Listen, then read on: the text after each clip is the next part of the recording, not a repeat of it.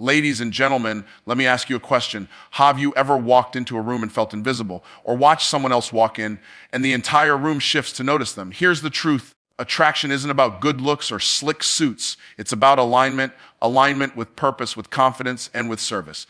See, you don't get what you want in life, you get what you are. And when you become attractive, not in image, but in spirit, you won't have to chase opportunities. They'll chase you. So today, I'm gonna break down exactly how to attract everyone you meet, not manipulate, not impress, but genuinely attract by being someone worth gravitating to. When you walk into a room, something shifts, or at least it should. You were never designed to blend in. You were created to stand out, not by making noise or demanding attention, but by carrying an energy so vibrant, so full, so charged, that people feel it before they even see you. Energy is a spiritual currency. It's more valuable than money because where energies, money follows. Where energy flows, relationships grow. Where energy flows, influence is born. The problem is most people walk into rooms waiting for someone else to give them permission to be alive. They walk in timid, uncertain, trying to read the temperature instead of setting the temperature. And you can't attract people if you're hiding from them. And you can't lead anyone if you're still looking for acceptance. You want to be attractive. Be a thermostat, not a thermometer. Thermometers react. Thermostats set the atmosphere. If everyone's low energy, you go higher. If people are distracted, you bring focus. If the room is cold with small talk and surface level conversations, you bring fire and authenticity. People don't follow knowledge, they follow energy. They see the strength of it. They follow someone who looks like they've got something real burning inside them. Energy is what makes someone lean in when you speak. It's what makes people remember how they felt around you. You don't need to be the loudest, but you need to be the most present. You need to show up with clarity, with intention, with spiritual voltage that says, I know who I am and I came to bring value. Now, let's be clear. I'm not talking about fake hype. I'm not talking about forcing yourself to smile or being artificially positive. That's called noise. I'm talking genuine vibrational power, energy that comes from alignment. When your thoughts, words, beliefs, and actions are aligned, your energy becomes magnetic. What you are, not what you say you want. When you're out of alignment, your energy is fractured and people can sense it. But when you are in integrity, when you are walking in purpose, when you are speaking with conviction, you carry a resonance that draws people in. And energy is not about how you feel. It's about what you decide. If I only showed up on the days I felt good, most of the things God called me to would never get done. But when you show up with commitment, when you make a decision to bring your full self, regardless of your circumstances, your energy levels will rise to meet your standard. High energy people aren't born, they're trained. They've chosen to move, think, speak, and serve at a higher frequency. That's a decision you make every day. Energy comes from what you consume, your food, yes, but more importantly, your thoughts. What are you feeding your spirit? What are you rehearsing in your mind? If you're replaying every mistake, every fear, then don't be surprised when your energy repels rather than attracts. You've got to make your mental environment so rich that your spirit can't help but overflow. You've got to guard your energy like it's sacred, because it is. The most successful people on the planet are not just talented. They see the strength up. They're charged up. They're lit from within. That's why people want to be around them. It's not just about what they say. It's about how they show up. You can study scripts, rehearse sales techniques, and memorize affirmations. But if your energy is off, people will feel it. You can't fake being full. You either are or you're not. And fullness comes from pouring into yourself first. You need to wake up with intention, pray, they speak life, move your body, plan your day, step into your purpose like it's already paid for, because it is. Then walk in every room. I came to give, not take. I came to light up. I came to add, not subtract. That's the level of energy that multiplies a room. That's the kind of presence that doesn't need to introduce itself. That's what makes people lean and open up and want to follow your lead. It's not about being the most polished. It's about the most alive. Confidence is not a performance. It's not arrogance wrapped in a suit or fake boldness disguised as loud words. Real confidence is quiet power. It's unshakable. It doesn't need applause. It doesn't demand attention. It just is. It walks in the room before you speak, and it stays even when no one affirms you. That kind of confidence doesn't come from the outside. It comes from knowing something on the inside that can't be borrowed or broken. Confidence is not something you're born with. It's something you build, and you don't build it by pretending. You build it by stacking undeniable proof that you are who you say you are. Every time you do what you said you would do, your confidence grows. Every time you keep a promise to yourself, your self-image gets stronger. Confidence is built in the dark when no one's watching. It's the byproduct of discipline, integrity, of alignment between your words and your actions. It's not built on results. It's built on consistency. And yet, they see the strength. The people spend their lives waiting to feel confident. They wait for the day they wake up and magically feel worthy. But that day doesn't come until you decide to like you're already valuable. Confidence isn't about what you achieve. It's about what you believe. When you believe you were made for more, that belief starts to bleed into your posture, your speech, your tone, your presence. It becomes a living testimony that you know you were designed on with purpose. You can't attract others if you're still unsure about yourself. People don't follow doubt. They don't gravitate toward insecurity. They're drawn to certainty. And certainty doesn't mean you have all the answers. It means you're anchored in your identity. It means you walk through life with the understanding that your worth is non-negotiable, that your calling is not up for debate, and your presence is not an accident. People sense that. They're drawn to it because it creates safety. When someone is solid within themselves, others feel safe around them. You stop being a question mark and start being an answer. That's the difference between fake confidence and real confidence. Fake confidence is loud, defensive, needy. It's about impressing people, controlling perception, hiding insecurity behind charm. Real confidence, calm. It's not chasing attention. It's anchored because real confidence is rooted in something deeper than external validation. It's rooted in truth. They see the strength that in truth doesn't change based on circumstances. When you know the truth about who you are, what you carry, and why you were created, you don't have to prove anything. You just show up and let the truth do the talking. But don't get it twisted. Confidence isn't arrogance. Arrogance says, I'm better than you. Confidence says, I'm no better than you, but I'm not less either. Arrogance compares. Confidence clarifies. Arrogance competes. Confidence creates. Arrogance is about self-importance. Confidence is about self-awareness. It knows its lay, it knows its voice, it knows its impact. And because of that, it doesn't need to dominate. It just shows up in fullness and the room adjusts. If you want to attract people, you want to build influence, if you want to make a difference, you've got to stop asking for permission to be who you already are. You don't need someone else to co-sign your identity. You don't need the world to validate your value. You were already approved when you were created. The signature is divine. Confidence is simply the decision to agree with the truth of your value before the world sees it, before the fruit shows up, before the breakthrough happens. And once you make that decision, your confidence stops being situational. It becomes unconditional. You stop being confident when things are good and start being confident because you're good, not perfect, but grounded in your values, grounded in your gifts, grounded in your purpose. That's the kind of confidence that's attractive, that kind of confidence that makes people listen. It's not about the volume of your voice, it's about the weight of your presence. When you know who you are, you don't need to dominate, you just be, and people will feel it. Because true confidence doesn't speak to impress, it speaks to impact. It doesn't show up to prove, it shows up to serve. People chase attention like it's the prize, but the truth is, attention without value is empty. You can be seen and still not be felt. You can be heard and still not make a difference. If you really want to attract people, if you want them to remember you, respect you, follow you, then speak value, not vanity. Every word you speak is either a seed or a weed. It either builds or it breaks.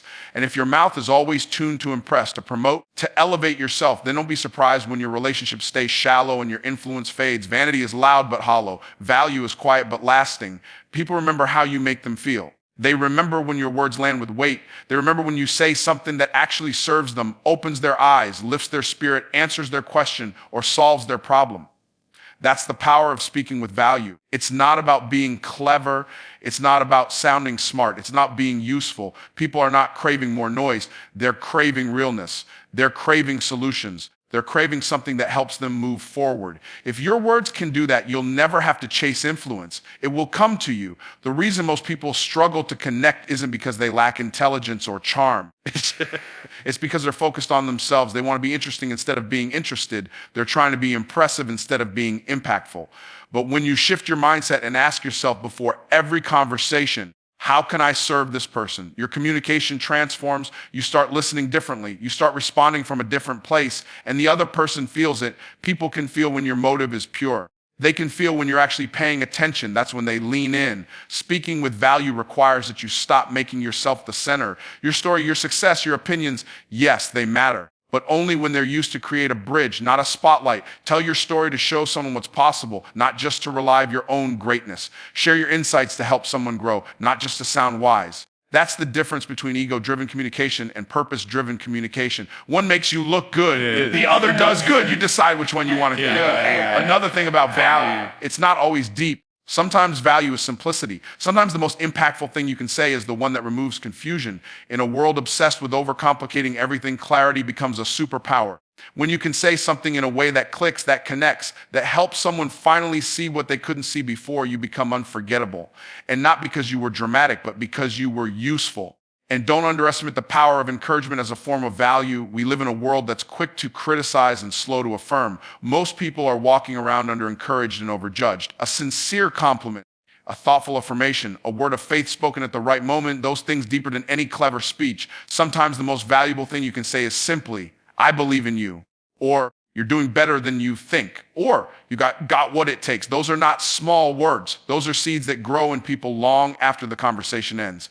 If you want to attract people, speak to their purpose, speak their potential, speak to their problem with a solution, not with come the person who doesn't just talk, but speaks life. People are drawn to that. They're drawn to voices that lift them out of confusion, out of fear, doubt. Be the person who shows up and makes clarity contagious, make peace contagious. That's what speaking value looks like. And here's the truth. If you don't value your own voice, no one else will either. So you've got to stop shrinking when it's time to speak. Stop waiting for a perfect sentence. Speak from your spirit. Speak from your experience. Speak with intention. You've been through things. You've learned things. You carry wisdom. Stop bearing it under performance. When you speak from your truth with the intent to serve, your voice becomes a gift. And when your voice becomes a gift, people don't just hear you, they remember you. There's a reason why people are drawn to authenticity like bees to honey. It's because in a world full of filters, masks, and rehearsed personalities, someone who's real stands out like light in the dark. People can feel when you're faking it. They may not say it, but they sense it. They may smile at your act, but they don't trust it. But when you show up as yourself, fully, freely, and unapologetically, you give others permission to do the same. And that is magnetic. That is powerful. That is rare. You don't need to adjust who you are to fit the environment. You need to bring your full identity to every room and let the environment adjust to you. The trap that most people fall into is the idea that they need to edit themselves to be accepted. They water down their opinions, soften their personality, cover up their scars, and filter their truth because they're afraid of rejection. But the paradox is this: when you try to please everyone, you end up connecting with no one. Authenticity is not about being liked by the masses. It's about being trusted by the right people. And trust is the foundation of influence. You can't influence anyone who doesn't believe you're real. You can't attract anyone who senses that you're hiding something. The parts of yourself you think disqualify you are often the parts that make you most relatable. Your imperfections, your struggles, your humanity. These are the bridges that connect you to other on a soul level. People don't want perfect. They want real. They want someone who doesn't just share the highlight reel, but who can also speak from the middle of the mess. They want someone who can be confident and humble in the same breath. Someone who can be wise and still admit they're learning. When you show up like that, you don't need to sell yourself. People feel your truth. And when your truth is visible, your value becomes undeniable. Your uniqueness becomes your advantage. Your story becomes your strength. But being authentic requires courage. It's easy to wear a mask. It's easy to say what people want to hear. It's easy to blend in and echo what's popular. But real strength is standing in your truth when it's not convenient. It's being honest even when it's risky. It's being vulnerable without being weak. Vulnerability isn't about oversharing. It's about alignment. It's about your words, your energy, your behavior, and your spirit all telling the same story. That's when people trust you. They see the strength of it when they listen. That's when they lean in, because people can feel when there's no gap between who you are and who you're pretending to be. And here's the key: authenticity doesn't mean being raw all the time. They see the strength. It means being honest. It means knowing what you stand for, what you believe in, and refusing to compromise those things for approval. It's not about being loud. It's about being clear. It's about showing up with the same voice, the same spirit, and the same values, whether you're on a stage, in a boardroom, or sitting across from someone at lunch. That's how trust is built. That's how attraction is formed. Because people don't fall in love with perfection. They fall in love with realness. There is only one you: your voice, your style, your fire, your perspective.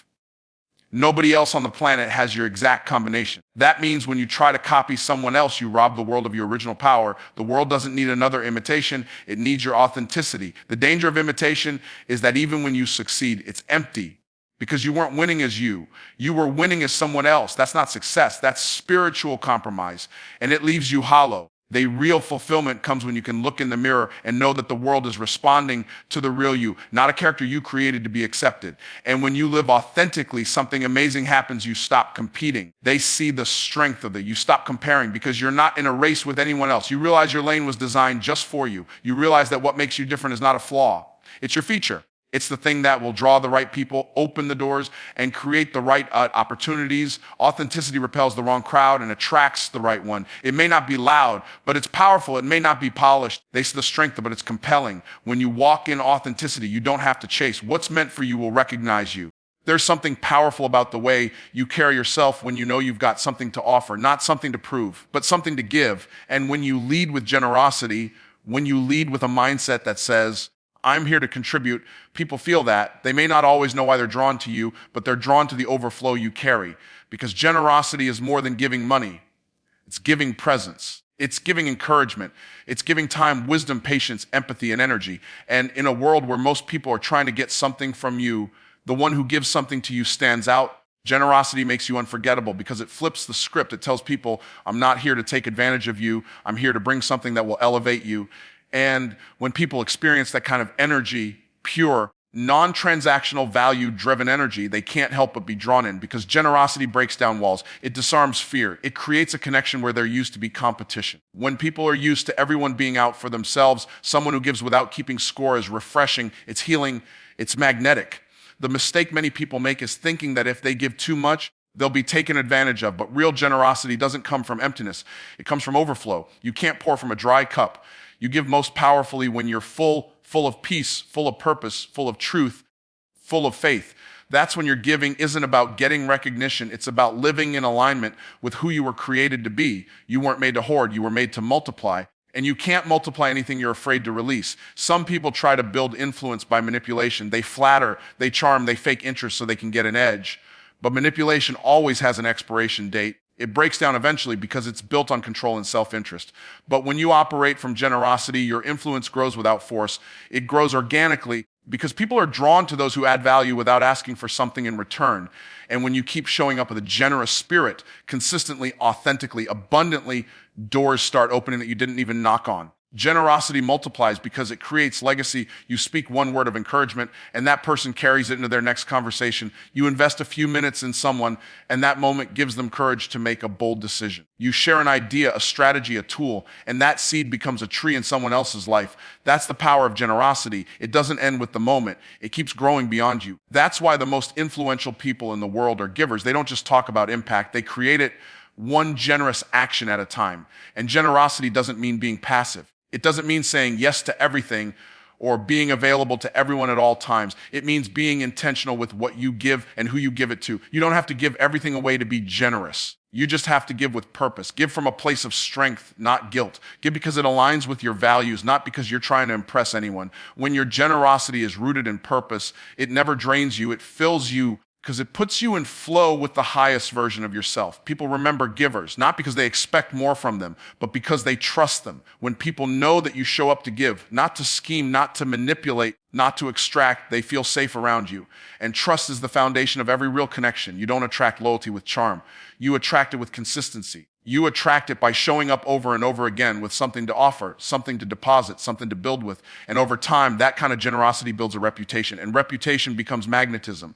People start referring you, respecting you, rooting for you, not because you ask, but because you gave them something real. And the secret is generosity works even when no one's watching. When you hold the door, when you send the message, when you give the compliment, when you offer help, those moments matter, even if they seem small. Because generosity is not an event, it's a lifestyle, it's a mindset, it's a choice to show up as a person of value in every room, every call, every conversation. And when that becomes who you are, you stop worrying about who's noticing you because you already know the right people will always notice value. They're drawn to it. They're influenced by it. They're changed by it. There's a unique kind of power that flows from someone who listens with full presence. Not the kind of listening that's just waiting for a chance to reply. Not the kind of listening that's half distracted, eyes glancing at a phone or mind drifting off. I'm talking about the kind of listening that makes people feel seen, heard, and valued. That kind of listening is rare, and because it's rare, it's magnetic. People are not just looking for someone to talk to. They're looking for someone who really hears them. When you give someone the gift of your full attention, you make them feel important. And people never forget how you made them feel. The world is full of noise. Everyone's talking, but very few are truly communicating. Most people listen to reply, not to understand. They listen through the foot of their ego, trying to figure out how what's being said affects them. But real listening is selfless. It's a decision to step outside your own head and enter someone else's world. And when you do that, you create trust, you build connection, you invite influence. Because people open up to those who understand them. And understanding starts with listening. When you learn to listen well, you start hearing more than words. You hear tone, emotion, intention. You pick up on what's being said and what's being avoided. You begin to recognize patterns, fears, desires, doubts. And when you can reflect those things back with clarity, when you can say, here's what I'm hearing, and someone says, exactly, that's the moment trust is built. That's when people lean in. Because now they're not just talking, they're connecting. And connection is the foundation of attraction. You can't influence what you don't understand, and you can't understand what you're not willing to listen to. Most people are not used to being truly heard. They're used to surface level conversations, half-hearted nods, empty affirmations. So when someone actually listens, really listens, they feel it. It's like oxygen to someone who's been holding their breath. It doesn't take a long time. Sometimes it's just one moment of presence, one moment of eye contact, one thoughtful question that says, I care enough to dig deeper. Listening like that isn't just a skill, it's a form of leadership, because leaders don't just talk, they tune in, they pay attention to what's not being said, they read between the lines, they lead with empathy, not ego. And here's the secret: when you listen deeply, people start telling you everything you need to know. They tell you who they are, what they fear, what they need, what they want, what they're hoping for. You don't have to guess, you just have to be quiet long enough to hear it. But the challenge is most people are uncomfortable with silence. They rush to fill every gap. But silence is where the truth comes out. Silence gives space for reflection, for authenticity, for vulnerability. So when you're the one who can hold that space, people are drawn to you. Not because you had the best words, but because you gave them room to be. Listening is not passive. It's active. It's intentional. It requires discipline. It means putting your agenda aside long enough to care about someone else's. It means asking better questions, not to control the conversation, but to deepen it. When you ask the right question at the right time, you unlock a person. You help them say things they didn't even know they needed to say. And that experience bonds people to you. They feel safe. They feel known. And that is where influence begins, not from speaking louder, but from listening better. People often think attraction comes from charisma, style, charm, but lasting attraction, the kind that builds relationships, partnerships, loyalty, that comes from presence. And presence is rooted in listening. You can have the best ideas in the world, but if people don't feel like you care, they won't care what you have to say. But when they feel heard, they start listening to you. You earn the right to speak into someone's life by proving you're willing to hear theirs. That's where trust is born. That's where credibility is formed. Listening is one of the highest forms of respect. It says, you matter, your words matter, your thoughts are worth my time. And when people feel respected, they respond with openness. They respond with loyalty. They respond with attention. You don't have to chase people down when you create an environment where they feel understood, that they'll come to you, they'll remember you, they'll talk about you, not because you were flashy, but because you were present. Confidence is not about being the loudest voice in the room. It's not about having all the answers or dominating every conversation. Real confidence is quiet power. It's the unshakable belief in your worth, your value, and your presence, even when nobody else is clapping for you. When you walk into a room and you're not trying to prove anything, people feel that, because true confidence doesn't announce itself. It radiates. It's in the way you hold your posture, the way you make eye contact, the way you listen with intention and speak with clarity. It's in the way you show up with calm authority, not trying to be more than you are, but never pretending to be less. People are naturally drawn to confidence because it creates a sense of safety. When you are sure of yourself, others feel more secure around you.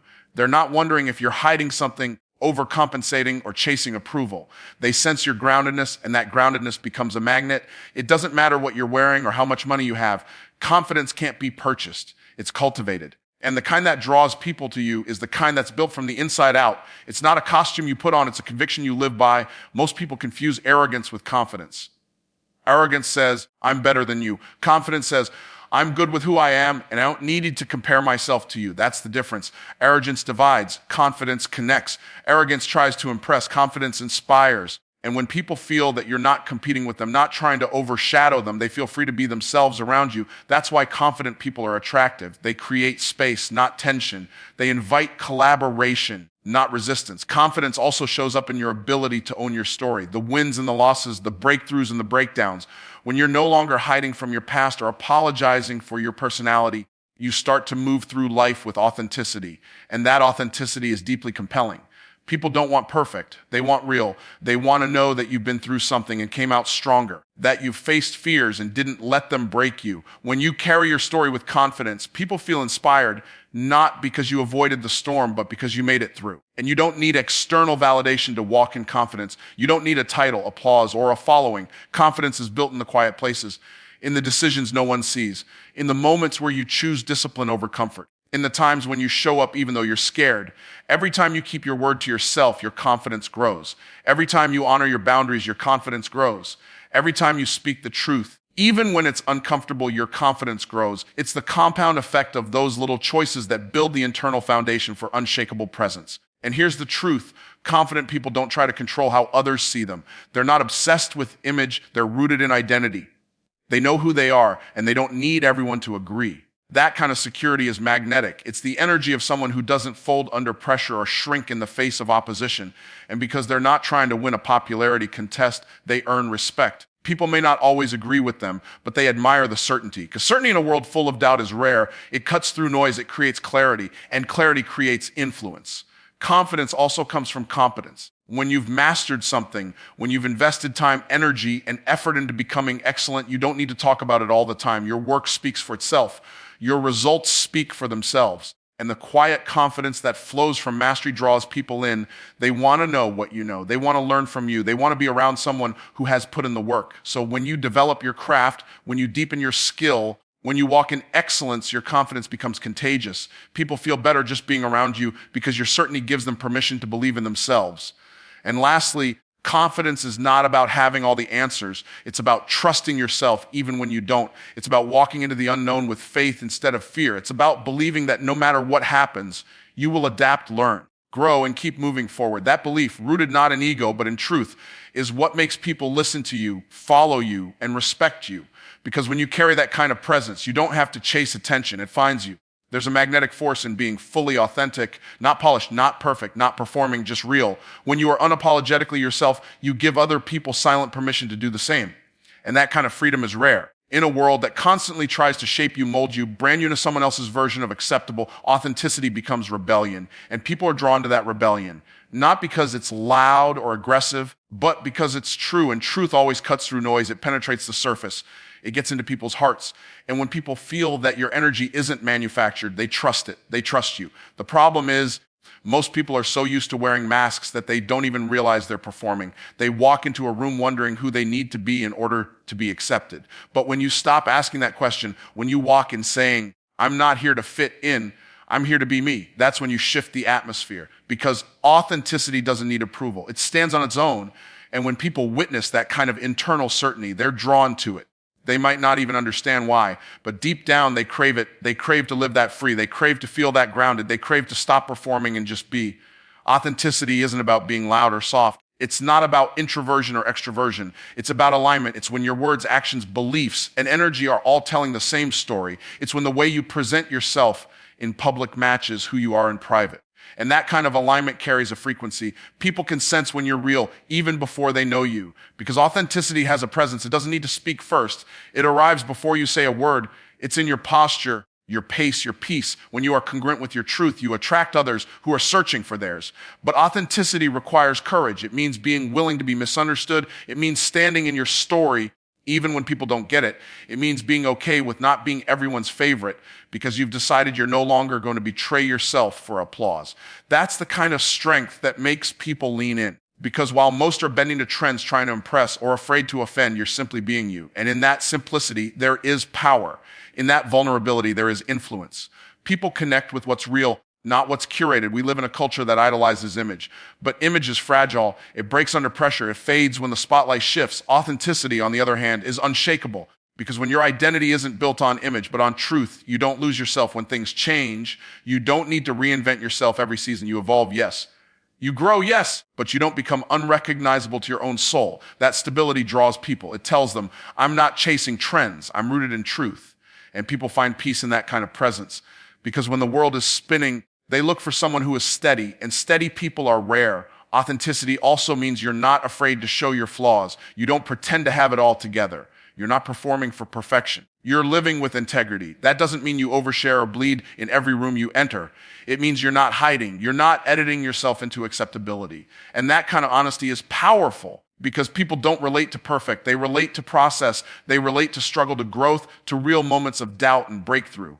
So when you show up without the need to impress, you end up impacting more people than you ever could by pretending. And here's the beauty. Authenticity creates resonance. It draws people who are meant for you. You don't have to manipulate, market, or mold yourself to be accepted. You attract what you are. When you're fake, you attract fake. When you're real, you attract real. And the relationships, opportunities, and partnerships that come from authenticity are stronger because they're built on something solid. You don't have to keep up an act. You don't have to fear being found out because what you see is what you get. And that level of transparency is what allows deep, lasting connection to form. Most people are exhausted trying to be something they're not.